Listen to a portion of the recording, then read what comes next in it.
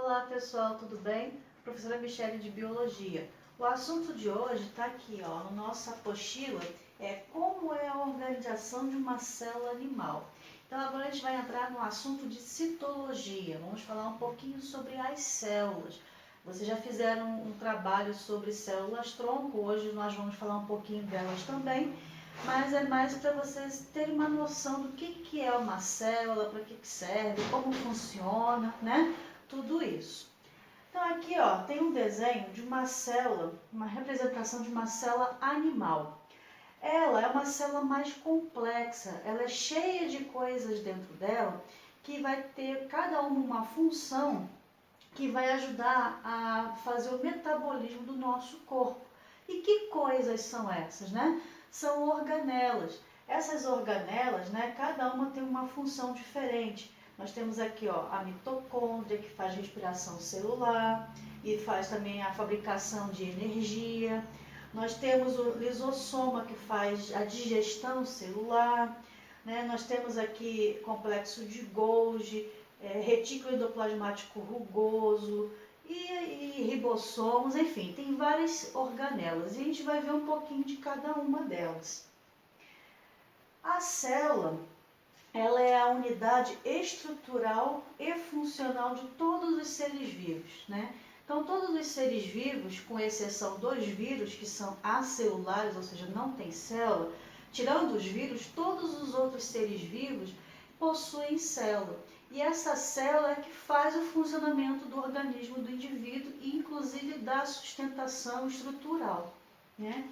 Então, os animais, eles são pluricelulares, ou seja, tem várias células ali e cada uma vai ter uma função específica no corpo do indivíduo. Os animais são heterotróficos, ou seja, eles não conseguem fazer o seu próprio alimento como os autotróficos através da fotossíntese. Então, os heterotróficos, eles precisam comer, se alimentar de algo que já esteja pronto. E todos os animais são eucariontes. O que é isso? Eucarionte é a célula que tem o quê? O núcleo.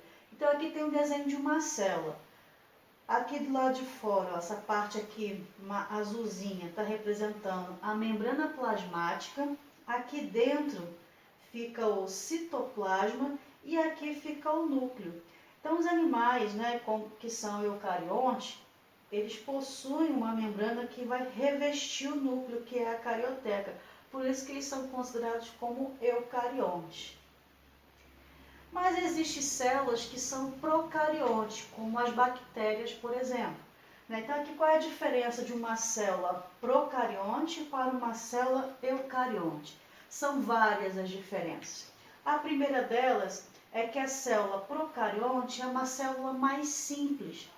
Ela não tem núcleo, ela tem pouca, ou praticamente só tem uma organela, enquanto que a eucarionte é uma célula mais complexa, tem várias organelas, tem núcleo, né? Então é uma célula mais o quê? Mais estruturada, mais complexa do que a procarionte. Então, os seres que são procariontes são as bactérias, as cianobactérias e as arqueobactérias, que é tudo grupo de bactérias, tá? Tirando as bactérias que são procariontes, qualquer outro ser vivo vai estar classificado como eucarionte. Quais são esses outros seres vivos? Nós temos ali os fungos, os animais, as plantas, os protozoários, as algas, né? Então são todos, né, indivíduos que são o quê? Eucariontes. Então aqui, ó, uma célula procarionte. Ela tem aqui do lado de fora, né, uma cápsula que reveste essa célula. Algumas possuem flagelo, outras não. Algumas têm aqui cílios, né? Depois tem uma parte aqui no meio que é chamada de parede celular. E dentro tem uma outra parte que é a membrana plasmática. Então são três camadas. Tem a camada de fora, que é a cápsula, a camada do meio, que é a parede celular, e a camada mais interna, que é a membrana plasmática. Aqui dentro fica o citoplasma, que é a parte aquosa, a parte líquida da célula, E o que eu vou encontrar aqui dentro? Eu vou encontrar o material genético, que é o DNA dessa célula. E como essa célula não tem núcleo, o DNA fica ali solto no citoplasma. E aqui também eu vou encontrar uma organela chamada de ribossomo, que é a única organela que vai ter na célula procarionte. E o ribossomo, a função dele é produzir proteína. Agora já aqui, na célula eucarionte, a célula eucarionte ela tem a membrana plasmática, o citoplasma e tem o núcleo. No citoplasma, nós vamos encontrar várias organelas, como eu já falei para vocês, né? Então, nós vamos encontrar retículo endoplasmático rugoso, retículo endoplasmático liso, ribossomo, lisossomo, mitocôndria, complexo de Golgi, né? Então, aqui vai ter várias organelas. E a função de cada uma delas, nós vamos ver na aula que vem, na próxima aula, tá? Mas só para saber que elas existem e ficam aonde? Que lugar da célula? No citoplasma. E aqui nós temos um núcleo revestido por uma membrana que é a carioteca, tá? Então, somente os eucariontes possuem núcleo. Procarionte não tem núcleo. A membrana plasmática, né, que é essa parte aqui de fora da célula, né? Ela tem esse modelo aqui, que é chamado de modelo mosaico fluido. Porque às vezes, quando a gente faz um desenho de uma célula, dá a impressão de que ela é uma coisa parada, estática. Mas não, ela tem uma certa flexibilidade. E por que a membrana dela é flexível? Porque aqui tem justamente o quê? Gordura, lipídios, né, que é gordura, tem açúcares, tem proteínas. E isso faz com que ela seja o quê? Maleável, tá? E não aquela coisa rígida, firme, como às vezes a gente pensa quando faz um desenho de uma célula no papel, né? Então aqui, ó, a membrana plasmática, ela tem duas camadas. Tem uma camada em cima e uma camada embaixo, né? E ela é composta de fosfolipídios. Então ela é uma bicamada de fosfolipídios, né? E aqui imerso nessa bicamada lipídica, tem glicolipídio, carboidrato, glicoproteína, algumas proteínas aqui inseridas também, tem colesterol. Então, somente na célula animal é que nós vamos encontrar o colesterol presente na membrana plasmática, que ele mantém a temperatura na célula, ok? Então, essas funções aqui, né, a membrana plasmática é cheia de componentes que vai ajudar a fazer o quê? A fazer com que substâncias entrem e saiam da célula. Como assim? É a famosa permeabilidade seletiva, que é uma característica muito importante na célula, né? Que a membrana plasmática é ela que vai controlar quais substâncias vão entrar e vão sair da célula, tá? Então não é qualquer substância que entra ou sai da célula, é só aquilo que a membrana plasmática permite entrar ou sair. E tem também uma outra estrutura que é chamada de glicocálice ou glicocálix com X, né? Pode ser escrito assim ou dessa maneira aqui, mas é a mesma coisa. Esse glicocálix, ele é uma estrutura que tem presente na membrana plasmática, que ele faz o quê? Ele interage ou com proteínas ou com lipídios, né? Lipídios são gorduras, né? Ele atua também na proteção da célula, a adesão de uma célula com a outra, né? Junta-se uma célula com a outra. E também faz o reconhecimento celular. Que reconhecimento celular é esse? Por exemplo, vamos supor que eu esteja precisando fazer um transplante de algum órgão. Eu quero fazer um transplante de rim. Meu rim parou de funcionar e eu estou precisando de um rim novo. Então, eu vou fazer um transplante. Aí acharam um doador de rim, né, para me doar. Esse rim que foi achado, ele só é compatível com o meu organismo se o glicocálix da membrana plasmática das células do rim dessa pessoa que está me doando sejam muito semelhantes ou muito parecidas com os meus. Porque se for diferente, vai ter o quê? Rejeição. Não existe nenhum glicocálix igual ao de outra pessoa, tá? sempre vai ser diferente, mas eu tenho que procurar aquele que seja mais parecido com o meu, para que o meu corpo não possa rejeitar aquele órgão que está sendo transplantado. Tá? Então é o glicocálix, que é uma estrutura da membrana plasmática, é que faz esse reconhecimento de estruturas que sejam bem semelhantes com as minhas, né, para eu receber o transplante e não ter rejeição. No citoplasma da célula é onde fica a parte, né, líquida da célula, ela é bem cheio de líquido. Então a gente chama também de citosol, ou em alguns livros anteriores chamado de aloplasma. Então citoplasma, hialoplasma, o citosol é tudo a mesma coisa, tá? É composto principalmente de água, proteínas, carboidratos e sais minerais. Então é uma água, né, cheia de quê? De tudo isso. Proteínas, carboidratos, sais minerais, né, que são ali compostos que vai ajudar também a nutrir essa célula. E é onde a gente encontra as organelas citoplasmáticas, né? Então ali todas as organelas que a gente vai ver a função delas na próxima aula, fica onde? Fica ali no citoplasma, tá? E é no citoplasma que ocorrem as reações químicas mais importantes para a manutenção da vida da pessoa, né? Justamente porque também tem água, carboidratos, sais minerais e proteínas que vai fazer o quê? Ajudar nas reações químicas, ajudar a gerar energia, né? E também fazer a manutenção dessa célula para que o organismo da pessoa possa vir a funcionar em perfeita saúde. E temos o núcleo. No núcleo está guardado as informações genéticas do indivíduo, né? Então aqui no núcleo, né, ele tem aqui essa membrana que reveste o núcleo, que é a carioteca. Essa carioteca, ela é cheia de porozinhos, ou seja, buraquinhos, para permitir a saída ali de uma fita de RNA mensageiro, por exemplo. Então ela não é totalmente rígida, né? Ela tem alguns poros.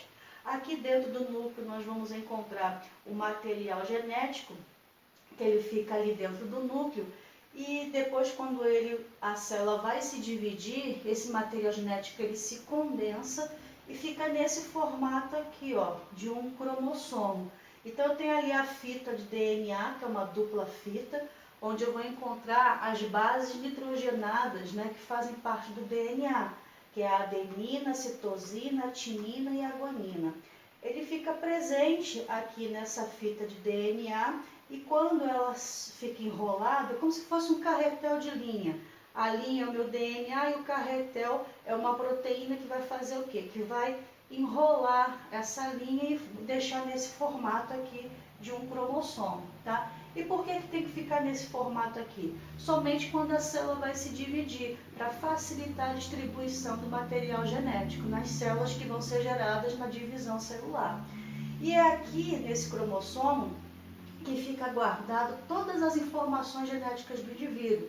Qual é a cor de cabelo, qual é a cor da pele, se a pessoa tem a voz grossa ou a voz fina, se tem a orelha grudada no rosto ou é separada, se consegue dobrar a língua ou não. Então, várias informações, a estatura da pessoa, caso a altura, tudo isso está guardado aonde? No DNA da pessoa, tá? Então, você é o que você é, por quê? Porque está escrito no seu DNA. E metade dessas informações vieram de onde? Da sua mãe e a outra metade veio do seu pai. Então, com a junção dessas duas células, que são os gametas, né, formaram o indivíduo que vai ser um novo indivíduo com mistura de material genético. Então, como é que faz a diferenciação celular? Né? Então, aqui eu tenho o ovócito, que é o gameta feminino, e aqui eu tenho o espermatozoide, que é o gameta masculino. Então, aqui vai estar contido as informações que vão vir da mãe. E aqui vai estar contidas as informações que vêm do pai. E essas duas células têm núcleo. Quando as duas se encontram, o que acontece na fertilização, né, ou fecundação?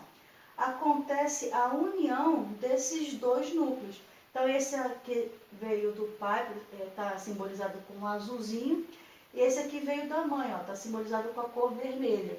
Os dois vão se unir e formar um indivíduo só, tá? Então, metade das informações do indivíduo veio do pai e a outra metade das informações veio da mãe. Vai juntar esses dois, formar uma única célula chamada de zigoto, que depois disso vai sofrer algumas divisões. Então, as células vão fazer o quê? Vão se dividir, vão se multiplicar para dar origem, né, a novas células e se especializar e formar um indivíduo, tá?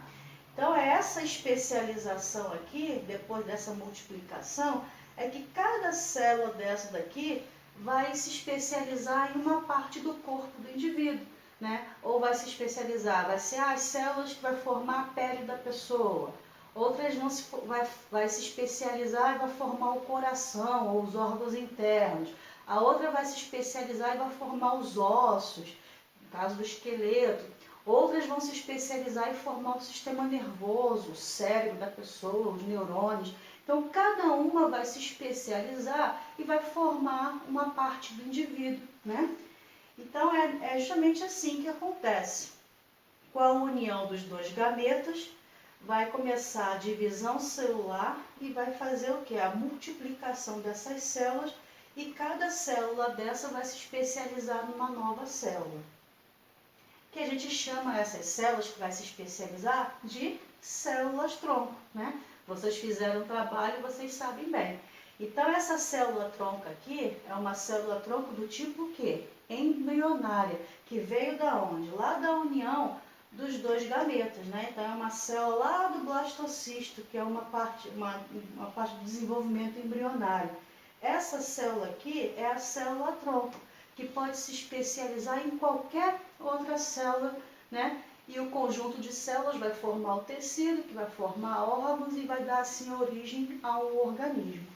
Então aqui, ó, ela pode se especializar em um neurônio, que é a célula que transmite impulsos nervosos lá do sistema nervoso, células da epitélio, que no caso aqui células epiteliais, que formam a nossa pele, os condrócitos, que é a célula que faz a nossa cartilagem, os glóbulos vermelhos, por exemplo, que são células do nosso sangue, células adiposas, que são as células de gordura, as células do tecido muscular, no caso aqui tem o exemplo das células cardíacas, o coração é um músculo.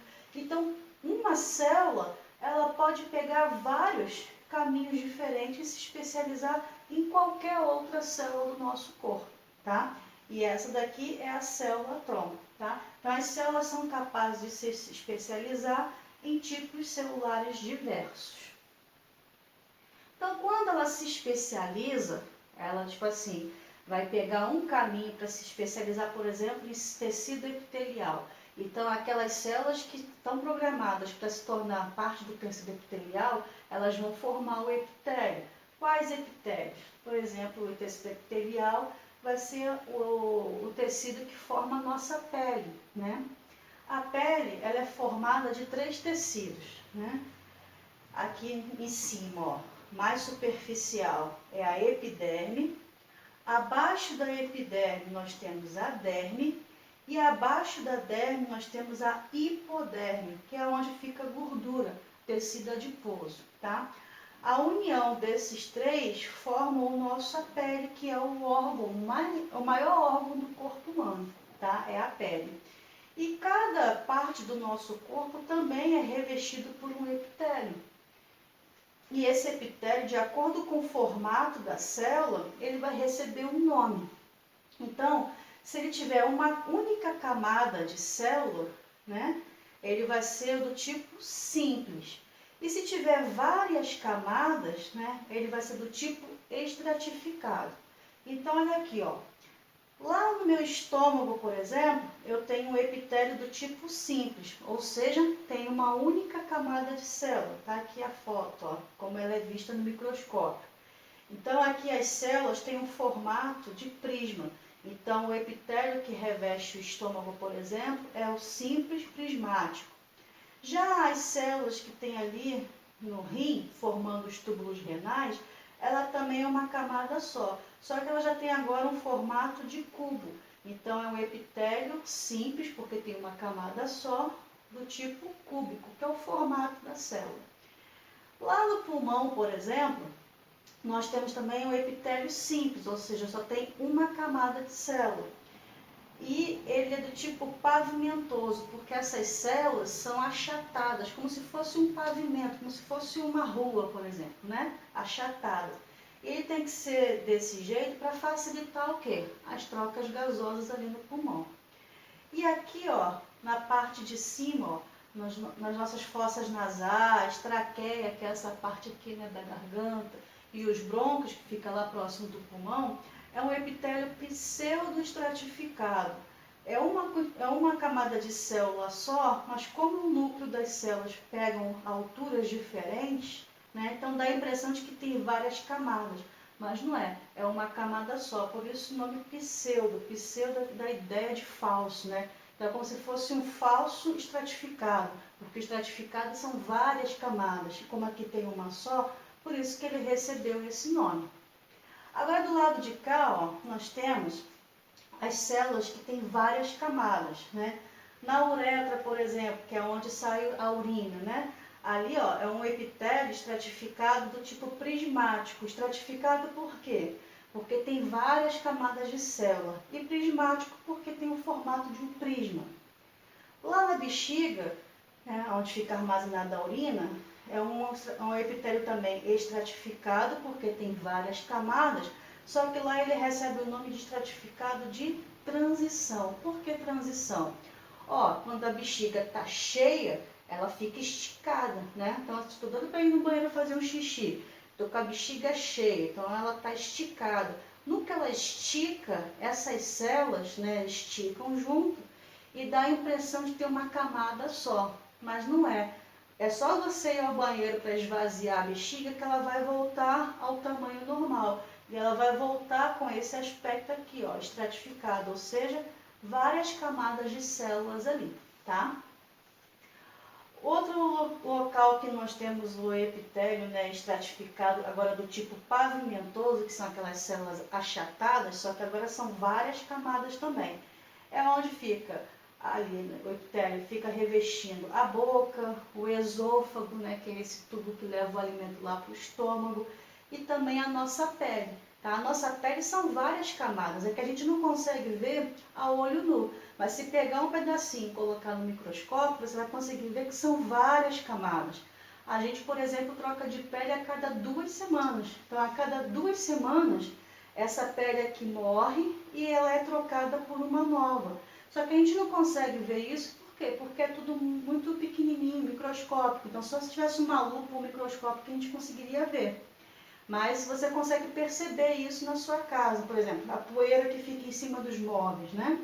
Uma grande parte daquilo ali, daquela poeira que fica ali em cima dos móveis, são o quê? Restos celulares de todo mundo que mora na sua casa, né? E aí se deposita em cima dos móveis, você, quando vai limpar, você tira ali não só a poeira, a sujeira, partículas de poeira que fica no ambiente, mas também restos de células mortas, né?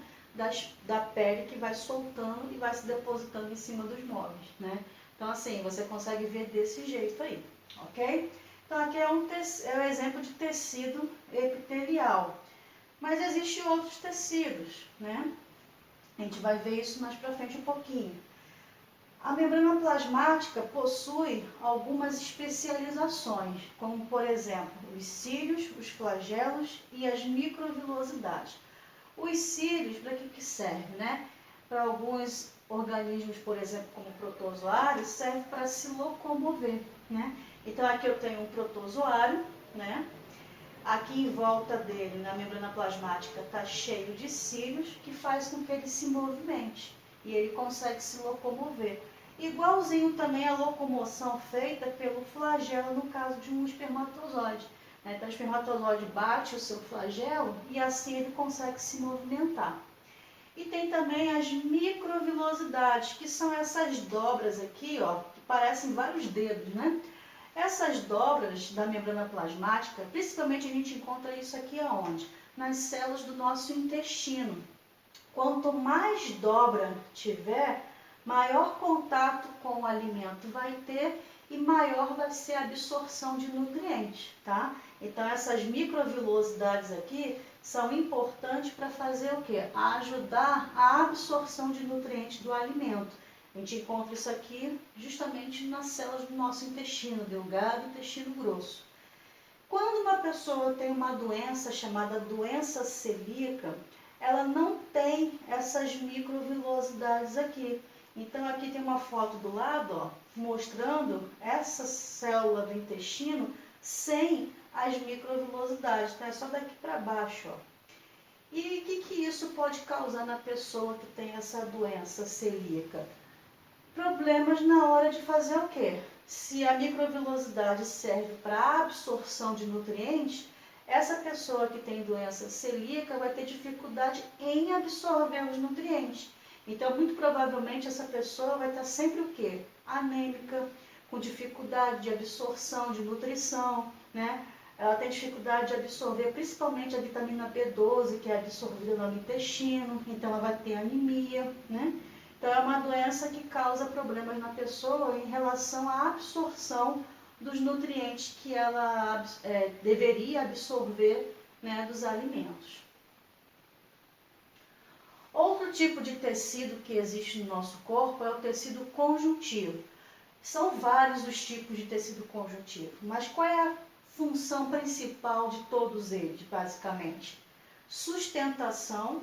Então, qual o tecido que vai dar a sustentação, né? Nós temos aqui o tecido cartilaginoso e tem o tecido ósseo. Esses dois aqui, junto com os músculos, vai dar a sustentação para o corpo da pessoa. O ósseo ele é um pouco mais rígido, mais firme, o cartilaginoso ele é um pouco mais flexível, mas todos eles dão ali a sustentação e modelagem também no corpo, né? Por exemplo, a cartilagem. Aqui na ponta do nosso nariz, ó, é cartilagem, a orelha também é cartilagem. Então ela modela e sustenta ali uma parte do corpo, né? Outra função é preenchimento de espaços entre as células. Então nós vamos ter ali os tecidos conjuntivo frouxo, que vai preencher espaço, né? Que tem fibras elásticas, colágenas, assim também como o tecido conjuntivo fibroso. Então o colágeno principalmente vai dar o quê? Firmeza à nossa pele. E também tem células que vão fazer a função de nutrição. Um exemplo que nós temos são as células do nosso sangue, as hemácias, por exemplo. No nosso sangue tem dois tipos de célula. Tem os glóbulos vermelhos, que são as hemácias. Qual é a função da hemácia? Transportar oxigênio e nutrientes para todas as outras células do nosso corpo através do sangue, já que as hemácias ficam no nosso sangue. E nós temos o segundo grupo de células, que são as células brancas, né, ou glóbulos brancos, que são os leucócitos. Eles vão fazer a defesa do nosso corpo, tá? Vão criar ali imunidade para defender o nosso corpo contra qualquer agente que vai causar doença, né? Um micro-organismo, um patógeno qualquer. E nós temos ali também no sangue fragmentos de célula, que são as plaquetas. As plaquetas, elas são responsáveis por fazer a coagulação do nosso sangue. Então, quando eu me machuco, né, tem lá um cortezinho na minha pele, eu não vou ficar sangrando, né, sem ter um momento que vai parar. Vai parar por quê? Porque as plaquetas vão estancar esse sangue, vai fazer ali um tampão, né? Vai fechar aquele ferimento para não deixar eu perder o meu sangue todo, tá?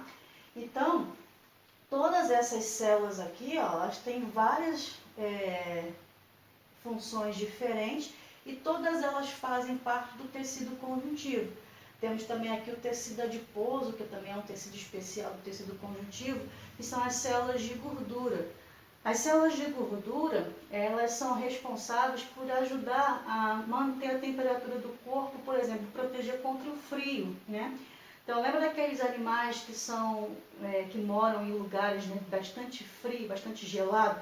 O urso polar, por exemplo?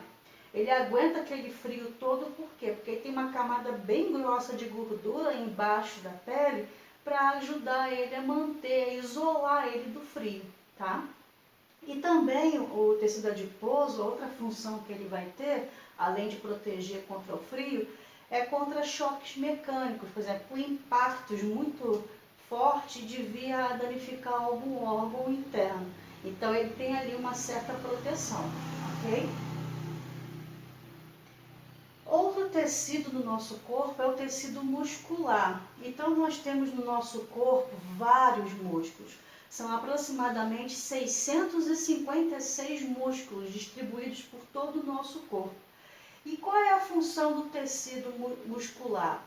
Ele vai estar aderido ao esqueleto, então junto com o esqueleto ele vai dar a função de quê? De sustentação e movimento.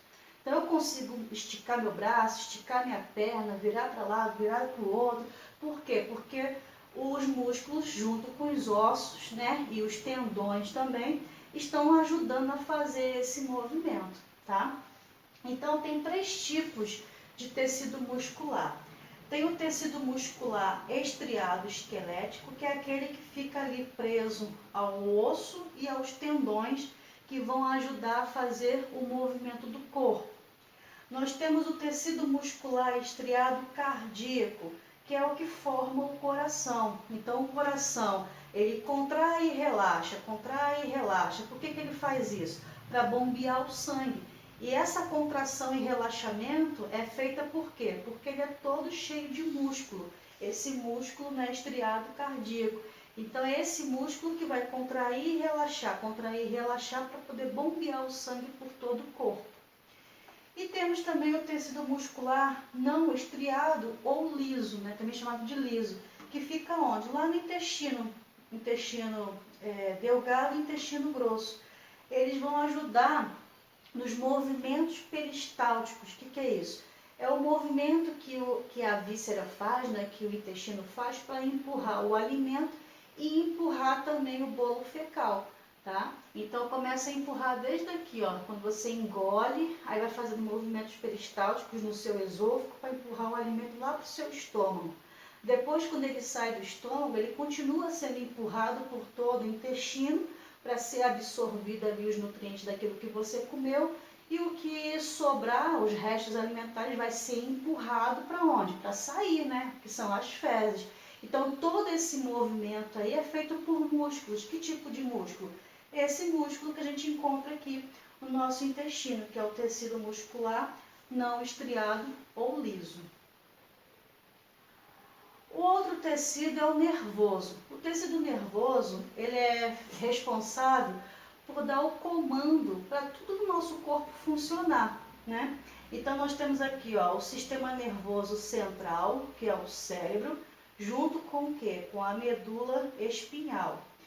E depois aqui vai ter nervos saindo dessa medula espinhal, né, distribuídos por todo o corpo. Esses nervos aqui fazem parte do sistema nervoso periférico. Então são 2 sistemas, né? O sistema nervoso central e o sistema nervoso periférico. Os 2 trabalham em conjunto para fazer o quê?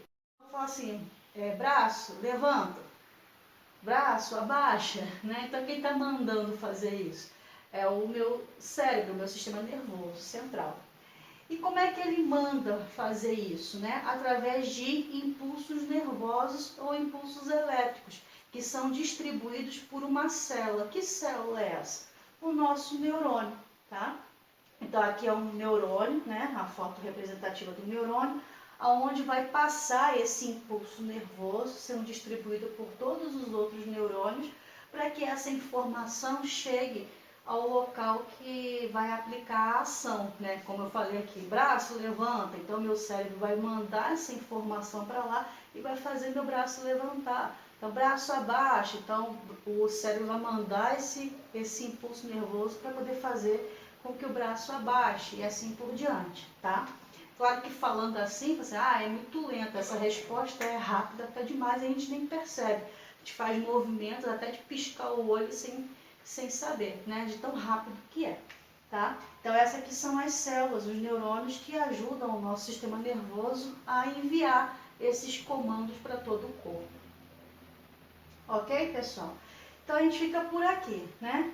Então aqui, ó, tem a divisão celular da célula, e quando ela vai se especializando, vai se dividindo e vai formando ali o indivíduo, né?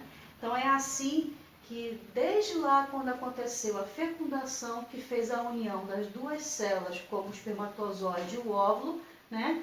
E chegou até formar ali o indivíduo, tá? Então é assim que tudo começa, né? Até chegar ao indivíduo maravilhoso que é você. Então ficamos por aqui e até o próximo assunto. Tchauzinho!